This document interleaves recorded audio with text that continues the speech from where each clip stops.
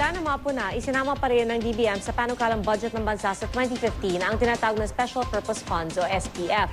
Halos 30% ang budget ang inilaan para rito na para sa mga kritiko ay pork barrel umano ng Pangulo. Balita ang hatid ni Oscar Oida.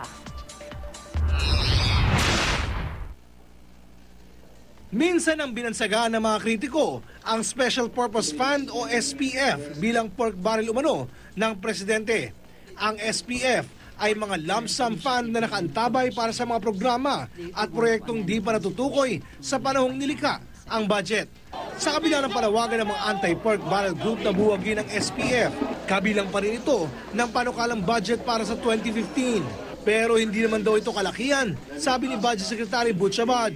30% lamang daw ito ng panukalang 2.6 trillion pesos na 2015 national budget o katumbas ng 500 billion pesos.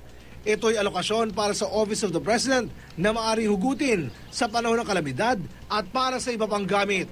Dati nang pinuna ng ilang senador ang tila pagtalaga umano ng gobyerno ng pondo para sa mga proyekto at programang di naman inaprubahan ng Kongreso. Pero ayon kay Abad, pinapayagan naman ng General Appropriations Act ang mga unprogrammed allocations. Gayunman, inamin din niya na ang sabi ng Korte Suprema, anumang augmentation ay dapat may appropriations cover. Pero para sa ilang mambabatas, maluwag ang sistemang ito at madali raw pasukin ng katiwalian.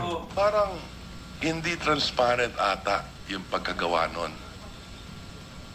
Na walang pahintulot galing sa Kongreso. Hindi maliwanag. Sa mga susunod na araw, inaasahang sasailalim na sa deliberasyon ang panukalang 2015 national budget.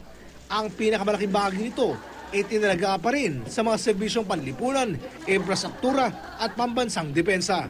Oscar Oida, GMA News.